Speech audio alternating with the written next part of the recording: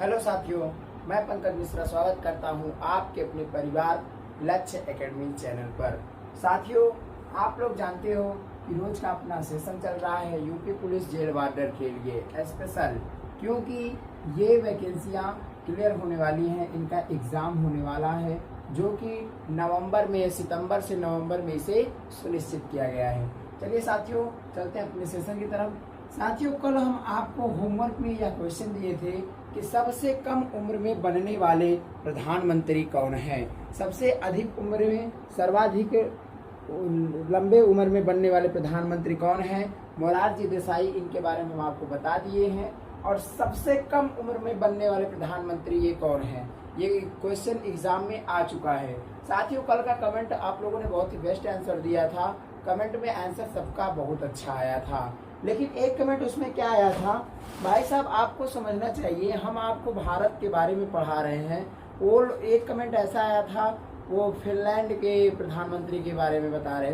तो यार ऐसा नहीं, हम आपको भारत के बारे में पूछे थे। आपको यार समझना चाहिए था कि भारत के बारे में पढ़ा रहे हैं तो यार भारत का ही जाहिर सी बात है, भारत की ही चर्चा होगी। फिर भी वो भी आंसर ठीक था और ये भी आंसर, दोनों ठीक थे।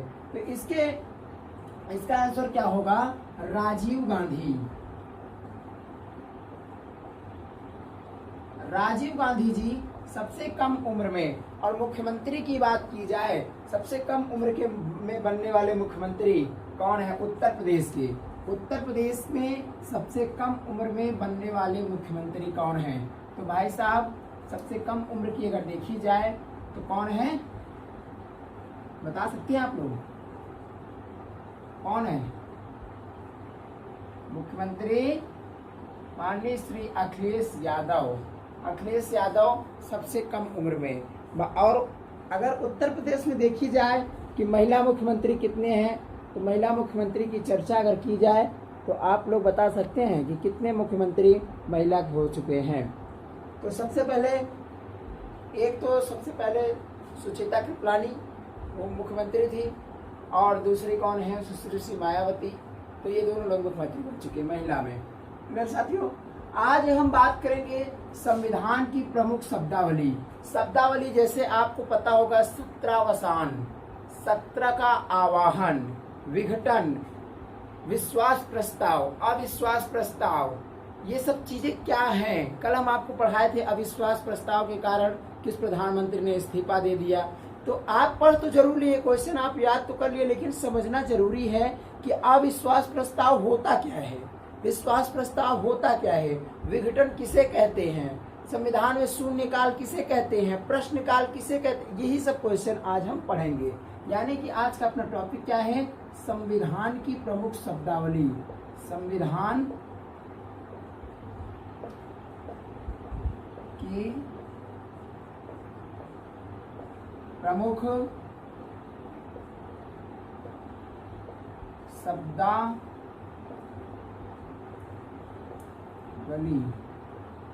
संविधान की प्रमुख शब्दावली क्या क्या है तो बहुत कुछ, लेकिन इंपॉर्टेंट चीजें, जो चीज भी है हम उसको आपको क्लियर करवाएंगे एक बार में। साथियों, आप लोग जानते हो सबसे पहली चीज क्या होता है, संसद होता है। क्या होता है, यहाँ पे अपना संसद होता है। संसद के कितने सदस्य होते हैं, क्या आप लोग इसका आंसर बता सकते हो। संसद में 3 सदस्य होते हैं, एक लोकसभा, एक राज्यसभा और एक राष्ट्रपति। तो मुख्यतः हम यहाँ पर 2 खंड करेंगे, एक लोकसभा का और दूसरा राज्यसभा। राज्यसभा उच्च सदन है, लोकसभा निम्न सदन है। ये चीज हम कई बार बता चुके हैं आपको। राज्यसभा कभी भंग नहीं किया जा सकता है, राज्यसभा का विघटन कभी नहीं किया जा सकता है, लोकसभा का किया जा सकता है और लोकसभा ही विघटित होता है। तो सबसे पहले अगर हम शब्दावली में देखें तो सबसे पहले शब्दावली हम देख लेते हैं, स्थगन। स्थगन किसे कहा जाता है, स्थगन का अर्थ क्या है, संविधान में स्थगन क्या है, ये सब चीज जानना जरूरी है। क्या है टॉपिक, स्थगन। छोटे छोटे एग्जामों में थोड़ा कम पूछा जाता है, लेकिन छोटे एग्जामों में भी पूछ लिया जाता है और बड़े एग्जाम के लिए तो बहुत ही सुटेबल चीजें हैं। स्थगन, जब संसद में बैठक होती है तो लोकसभा के अध्यक्ष या राज्यसभा के सभापति को ऐसा लगता है कि सदन ठीक से नहीं चल रहा है तो वह बैठक को स्थगित कर देता है। स्थगन का मतलब क्या है आपको हम बताएं कि जब लोकसभा के अध्यक्ष, जब ये क्या है, ये संसद है, संसद के दो सदन, यहाँ लोकसभा और यहाँ राज्यसभा।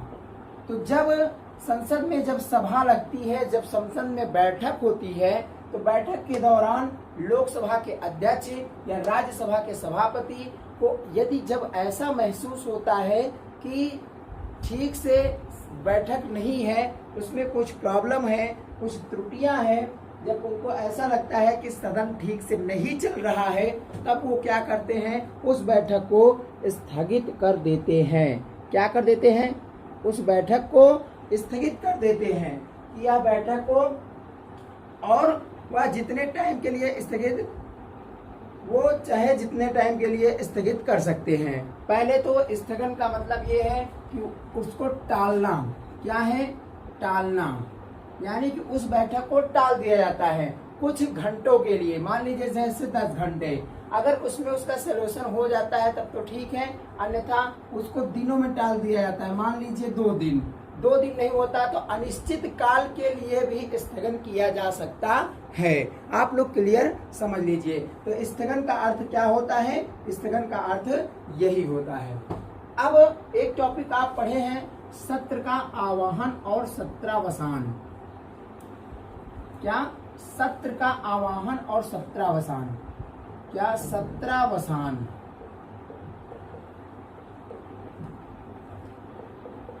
पहली चीज हम इसे क्लियर करेंगे कि समझेंगे सत्र का आह्वान और सत्रावसान। सत्र का आह्वान, सत्र का आह्वान मतलब क्या होता है? आह्वान मतलब बुलाना होता है।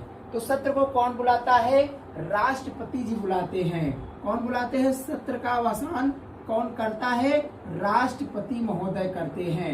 ये क्वेश्चन कई बार पूछा जा चुका है एग्जाम में कि सत्र का आह्वान या सत्रावसान कौन करता है? तो प्रेसिडेंट ऑफ इंडिया करते हैं। कौन करते हैं? राष्ट्रपति जी कहते हैं। सत्र का अर्थ क्या होता है? सत्र का अर्थ होता है बैठक। क्या होता है? सत्र का अर्थ होता है बैठक। इसे समझना जरूरी है, बाकी और कुछ नहीं। और भाई साहब इम्पोर्टेंट चीजें क्या है, क्वेश्चन कई बार पूछा जा चुका है कि एक वर्ष में अनिवार्य रूप से कितनी बार सत्र को बुलाना चाहिए, सत्र की बैठक कितनी बार होनी चाहिए? तो एक वर्ष में 2 बार। कितनी बार? 2 बार, प्रत्येक 6 महीने पर, यानी 6 महीने से एक भी दिन ज्यादा नहीं होना चाहिए। सत्र की बैठक अनिवार्य है। 6 महीने में, हर 6 महीने में सत्र की बैठक होगी और उस बैठक को कौन करेगा? राष्ट्रपति जी सत्र का आह्वान, सत्र को बुलाएंगे और सत्र का अवसान भी करेंगे। और जब इस बैठक की समाप्ति होती है तो उसे ही सत्र का अवसान कहते हैं। यानी कि जब इस बैठक की समाप्ति होती है, जैसे अपनी बैठक हुई और समाप्त हो गई, तो उसे क्या कहते हैं? सत्रावसान, उसी को कहते हैं, समाप्ति को। समाप्ति को सत्र का अवसान कहते हैं। और सत्र का आह्वान मतलब सत्र को बुलाना। सत्र का आह्वान और सत्रावसान कौन करते हैं? राष्ट्रपति जी करते हैं। तो साथियों आपको समझ में आ रहा होगा, उम्मीद तो यही जताई जा रही है। बाकी आप क्या कर रहे हो, नहीं समझ में आ रहा है, 2 बार 3 बार उसको रिपीट करके समझिए। ये चीजें एक बार समझ लिए ना, दोबारा इसे आपको समझना भी नहीं पड़ेगा। ये चीज जरूर याद कर लीजिए कि सत्र का आह्वान और सत्रावसान कौन करता है। आपको क्वेश्चन ऑप्शन में बहुत तरह तरह की चीजें दे दी जाएगी कि सत्र का आह्वान सत्रावसान प्रधानमंत्री करते हैं, मुख्यमंत्री, राज्यपाल, राष्ट्रपति, उपराष्ट्रपति, ऐसे दे देंगे। तो अब आप क्या करेंगे, तो उसको समझिए। एक शब्द आता है विघटन।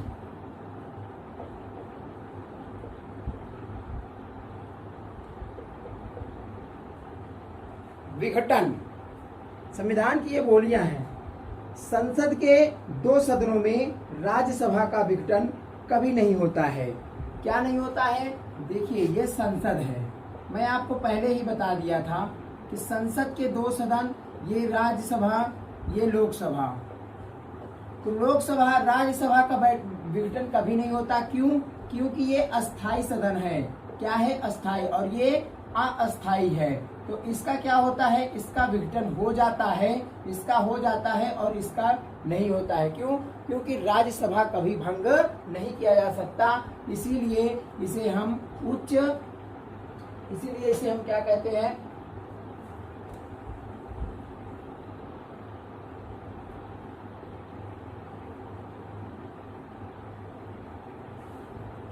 इसीलिए राज्यसभा को हम क्या कहते हैं? उच्च सदन, और लोकसभा को हम निम्न सदन कहते हैं। क्यों?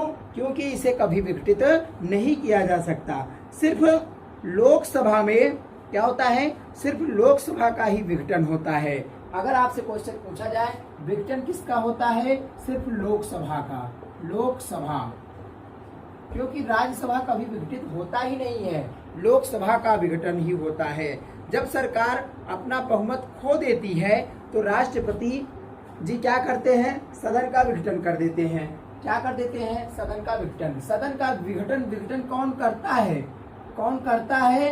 कौन करता है? तो राष्ट्रपति महोदय। कौन करते हैं? राष्ट्रपति। ठीक है, राष्ट्रपति महोदय जी क्या करते हैं? अनुच्छेद 85 के तहत, अनुच्छेद 85, अनुच्छेद 85 के तहत जब मंत्री लोग क्या करते हैं? अपना सदन, जब सरकार अपना बहुमत खो देती है तो राष्ट्रपति अनुच्छेद 85 के तहत सदन का विघटन कर देते हैं। क्या कर देते हैं? सदन का विघटन कर देते हैं। किसके? मंत्रिपरिषद के परामर्श पर वो क्या करते हैं? मंत्रिपरिषद परामर्श देते हैं। और पूर्ण बहुमत क्या है? बहुमत खो देना। बहुमत खो देना का मतलब कि 50% जो बहुमत है, 50% प्लस 1, इतना बहुमत यदि आपको प्राप्त होता है तब तक आपकी सरकारें रहेंगी। और अगर आप पूर्ण बहुमत को खो देते हो, इतना आप क्वालिफाई नहीं कर पाते हो, तब आपकी सरकार गिर जाएगी। और मंत्रिपरिषद की सलाह लेकर के राष्ट्रपति जी क्या करते हैं? सदन का विघटन कर देते हैं और फिर से चुनाव किया जाता है। क्लियर साथियों? आपको समझ में आ रहा होगा, आप लोग बस ऐसे समझते चलिए। अब अगला टॉपिक क्या आ जाता है? प्रश्नकाल।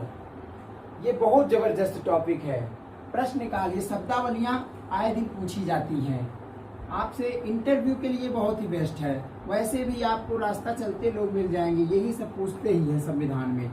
या तो आपसे आर्टिकल पूछेंगे, अनुच्छेद, या तो बस यही चीजें पूछेंगे। ठीक है, शब्दावली। तो यहाँ आता है प्रश्नकाल। संविधान में प्रश्नकाल क्या है? तो भाई साहब, जब बैठक होती है संसद में, जब बैठक होती है यानी कि लोकसभा और राज्यसभा, तो उसमें क्या होते हैं? मंत्री लोग सब लोग इकट्ठे होते हैं। क्या होते हैं? मंत्री लोग सब लोग इकट्ठे होते हैं। ये लोकसभा है, राज्यसभा है।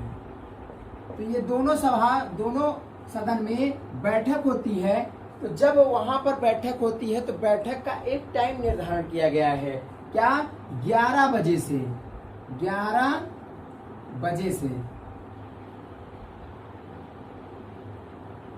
बजे से बैठक शुरू होती है। बैठक संसद का प्रश्नकाल किसे कहते हैं? यही चीजें हम बता रहे हैं। प्रश्नकाल 11 बजे से बैठक शुरू होती है। क्या होती है? 11 बजे से बैठक शुरू हो जाती है और उसके बाद 11 से लेकर 12 बजे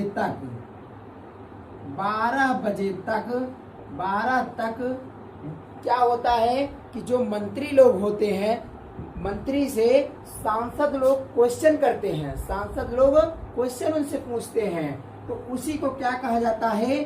प्रश्नकाल कहा जाता है। यानी कि 11 बजे संसद जब आपका खुलेगा, लोकसभा हो चाहे राज्यसभा, उसमें फर्क नहीं पड़ता है। 11 बजे से 12 बजे तक के बीच का जो समय होता है उसे हम प्रश्नकाल कहते हैं। क्या कहते हैं? उसे ही हम प्रश्नकाल कहते हैं। मंत्रियों से क्या होता है?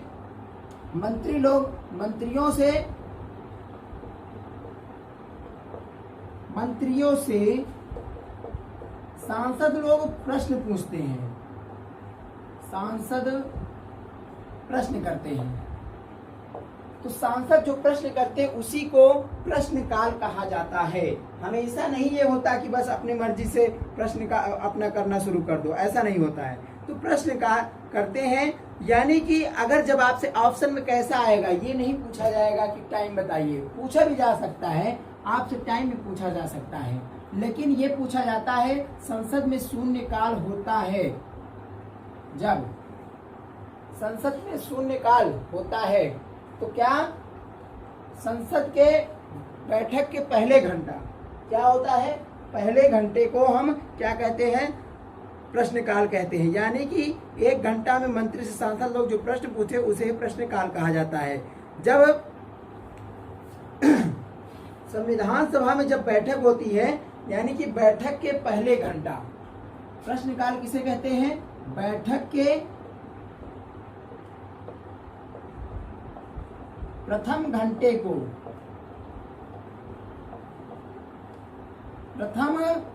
को, यानी कि 11 बजे ओपन हुआ संसद और उसके बाद में 12 बजे तक, 11 से 12 बजे का जो टाइम होता है उसे ही हम क्या कहते हैं, प्रश्नकाल कहते हैं। क्लियर साथियों, आपके समझ में ये चीजें आ गई होंगी। उसके बाद आ जाता है शून्यकाल। क्या आ जाता है, शून्यकाल। और इसका जवाब लिखित रूप से, यानी कि तारांकित रूप से और अतारांकित रूप से, दोनों प्रकार से क्या कहते हैं, मंत्री लोग देते हैं इसका आंसर। ठीक है, दोनों प्रकार से, लिखित और मौखिक रूप से दोनों प्रकार से इसका आंसर देते हैं। अब आ जाता है शून्यकाल। संसद में शून्यकाल क्या होता है, ये क्वेश्चन बहुत ही बेस्ट है, बहुत ही शानदार है, इतना जबरदस्त है कि मैं क्या बताऊं। ये सब क्वेश्चन यहीं से पूछा ही जाता है, हर एक कंपटीशन में क्वेश्चन पूछा जाता है। तो साथियों, आपको मैं बता दूं शून्यकाल क्या होता है। ये जो प्रश्नकाल अभी आप पढ़े हो, प्रश्नकाल के बाद का जो समय होता है उसे शून्यकाल कहते हैं। यानी कि 11 से 12 बजे तक प्रश्नकाल हुआ, तो प्रश्नकाल के बाद का समय क्या होता है, शून्यकाल होता है। तो हम कह सकते हैं कि 12 बजे से लेकर के 12 बजे से 1 बजे तक, 12 बजे से 1 बजे तक के बीच का समय शून्यकाल कहलाता है। क्या कहलाता है, शून्यकाल कहलाता है। इसमें अविलंब प्रश्न पूछा जाता है। इसमें होता क्या है, प्रश्न पूछना इसका भी काम है, लेकिन कैसा प्रश्न पूछा जाता है ये चीज क्लियर होना चाहिए। तो इसमें अविलंब प्रश्न पूछा जाता है, यानी कि तुरंत आपको जवाब देना पड़ेगा। वो जो चीजें आपसे पूछेंगे, शून्य प्रश्नकाल में क्या था कि उसमें लिखित रूप से भी जवाब दिया जाता है और मौखिक रूप से जो जवाब देने के लायक रहता है उसे पूछा जाता है। लेकिन शून्यकाल में क्या होता है, अविलंब जवाब देना पड़ता है। जो भी पूछा जाता है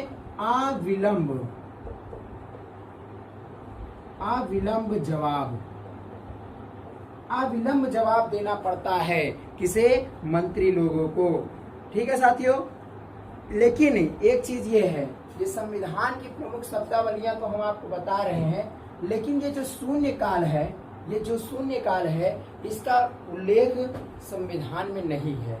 क्या है, इसका उल्लेख संविधान में नहीं है। यह शब्द किसने दिया है, कौन लोग दिए हैं इसे, क्या कौन दिए हैं, मीडिया के लोग, यानी कि प्रेस के लोग ये शब्द दिए हैं। क्योंकि प्रेस के लोग, मीडिया वाले ज्यादा क्वेश्चन करते हैं ना, तो वही दिए हैं शून्यकाल शब्द। इसका संविधान में कोई उल्लेख नहीं है, कोई वर्णन नहीं है। ठीक है साथियों, आप लोग एक एक चीज नोट करते चलिए। इसमें ज्यादा क्वेश्चन नहीं बनेंगे, 2, 3, 4, 5 क्वेश्चन, 10 क्वेश्चन बनेंगे, लेकिन इसको समझना बहुत जरूरी है। आपसे कोई भी क्वेश्चन पूछ सकता है, कोई भी क्वेश्चन कर सकता है कि संविधान में शून्यकाल क्या है, प्रश्नकाल क्या है, किसे कहते हैं।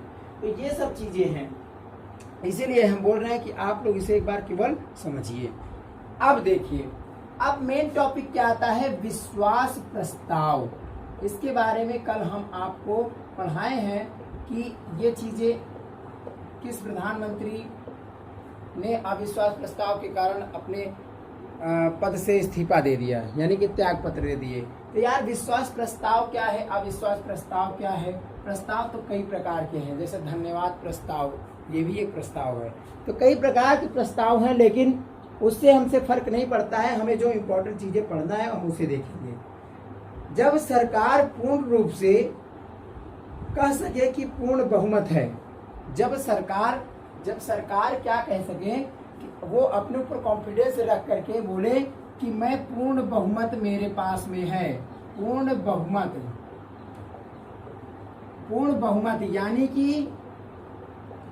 यानी कि 50% प्लस 1 बहुमत है, तो उसे क्या कहते हैं? विश्वास प्रस्ताव कहते हैं। यानी कि वो अपने ऊपर अडिग है, वो एकदम कॉन्फिडेंस है उसे, वो बोल रहा है कि मेरे पास में इतना मत है, तो इसी को क्या कहते हैं? विश्वास प्रस्ताव कहते हैं। और यह साबित कर सके कि उसे विश्वास प्रस्ताव मतलब कि वो साबित कर सके, तुम्हें आपको घुमा फिरा कर कैसे भी तरह का आपके पास है तभी तो आप साबित करोगे, तो वो साबित कर सके कि मेरे पास में इतना बहुमत है, यानी कि पूर्ण बहुमत है, उसे ही क्या कहा जाता है? विश्वास प्रस्ताव कहा जाता है। यानी कि वो एकदम राइट बोल रहा है, एकदम वो अपने स्थान पे अपने जगह पे सही बोल रहा है, इसी को हम क्या कहते हैं? विश्वास प्रस्ताव। क्लियर साथियों? अब आ जाता है अविश्वास प्रस्ताव।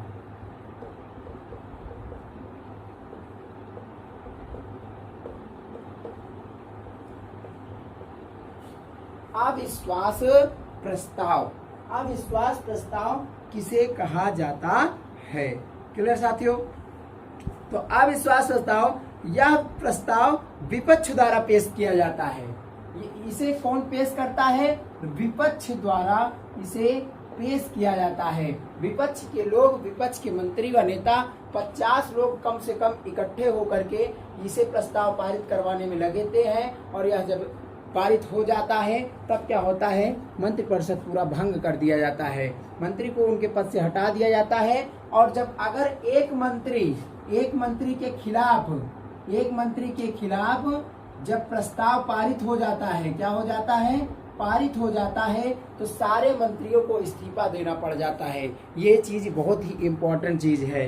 क्या है? यह प्रस्ताव विपक्ष द्वारा पारित किया जाता है।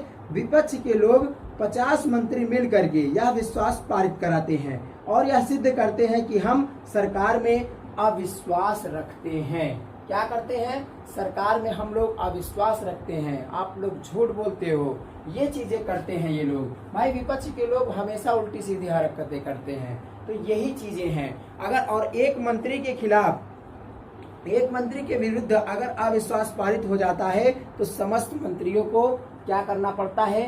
त्याग पत्र दे देना पड़ता है, सबको हटना पड़ता है, अगर एक मंत्री के खिलाफ अगर विश्वास पारित हो गया तो। ठीक है साथियों? तो और ये विश्वास प्रस्ताव कहाँ लाया जाता है, कहाँ रखा जाता है, किस सदन में, ये क्वेश्चन पूछा जाता है कई बार। तो आपको मैं पहले ही बता दिया हूँ, विश्वास प्रस्ताव हो या कोई भी प्रस्ताव हो, उससे हमसे क्या मतलब है? प्रस्ताव केवल लोकसभा में लाया जाता है। कहाँ लाया जाता है? केवल लोकसभा में, क्योंकि राज्यसभा का विघटन तो होता नहीं है, आप लोग जानते ही हो, तो बस जाहिर सी बात है लोकसभा में। और स्थगन प्रस्ताव भाई स्थगित करना, स्थगन प्रस्ताव जो हम आपको पढ़ाए हैं, स्थगन प्रस्ताव किसे कहते हैं? वो कहाँ लाया जाता है? ये भी क्वेश्चन पूछा जाता है ना, कई बार क्वेश्चन आया भी है। तो स्थगन प्रस्ताव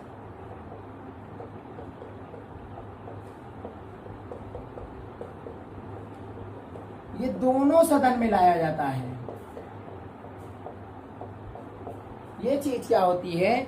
ये दोनों सदनों में रखा जाता है। इस प्रस्ताव को हम दोनों सदन में रख सकते हैं, क्योंकि भाई चाहे राज्यसभा हो चाहे लोकसभा हो, उसे अगर स्थगित करना है तो वो दोनों सदन में के लिए वो जाहिर रहेगा। क्लियर साथियों? तो हम आज आपको पूरी शब्दावली, जो शब्दावली खास थी, मुख्य थी, उन सभी शब्दावली के बारे में हम आज आपको पढ़ा दिए हैं। उम्मीद करते साथियों आपको यह सेशन अच्छा लग रहा होगा। अगर अच्छा लगा है तो एक बार जरूर वीडियो को लाइक करके शेयर जरूर करना। ठीक है साथियों? देते हैं हम आज आपको आज का प्रश्न।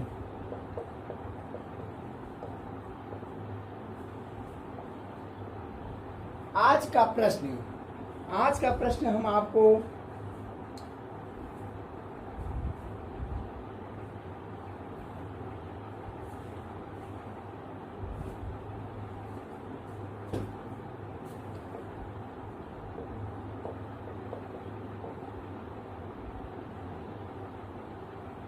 भारत में